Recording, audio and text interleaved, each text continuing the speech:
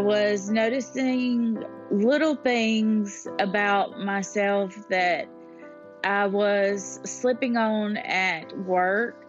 I was noticing that I would go to meetings and I was very unprepared, and that was not like me. I was struggling and I couldn't make sense of a lot of things. Cathy was just simply extraordinary. She was a force of nature. She was the most vibrant, generous, kind, effusive person I've ever known. My world came to a halt. I had to almost do a reboot and had to relearn how to live. And when I say relearn how to live, I mean the simplest things. My wife, Cathy, passed away after a long battle with both FTD and ALS, Lou Gehrig's disease. Cathy was 49 years old, and she had battled the disease for a long time. We think that her earliest symptoms appeared in her early 40s. So for ALS, it can happen that when you are maybe only just 20 years old, or it's the same for FTD disease. We should have compassion for the patients now are suffering from this disease. So because we never know on which date, actually we are also hit by these neurodegeneration disorders.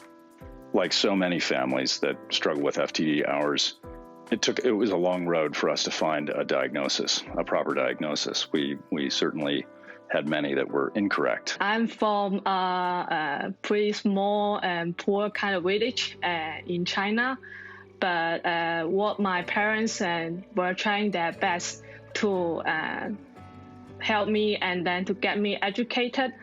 And after I was born in China, and then I moved to Macau.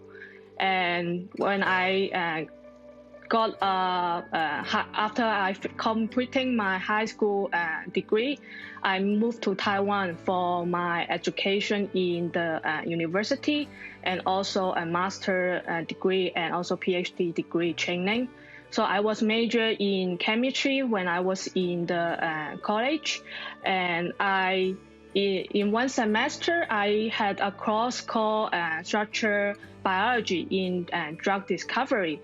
In this course, I was so fascinated by the function of structure of protein structure that is really helpful and aid in the drug discoveries that is really which is very beneficial for the human disease treatment. I feel like it's our responsibility as people to share the struggles that we go through to help others. So in this moment, AFTD is an extraordinarily important resource for families that are caring for a loved one with FTD, with any of the forms of FTD from which people suffer.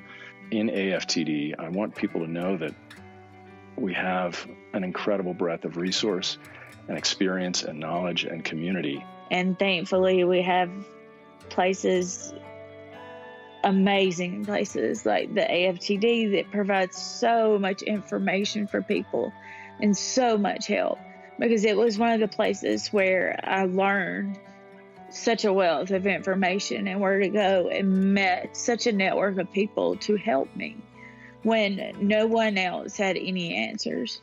Providing support in the form of fellowships and research grants, and trying to act as a liaison wherever we can among and in between people in the community who are leading the incredibly important research that's being done today is a huge part of what we do at AFTD. Now we have a more understanding about this disease. I have really have hope in my mind that within 10 years, we may come up to have a more satisfactory onset diagnosis methods, and also can come up to a drug that can treat the disease directly. for those of you that are supporting the AFTD, there are not enough words for me to tell you how thankful I am for your help. I would like to take this opportunity to thank the generous and also the kindness to AFTD and also the financial donors.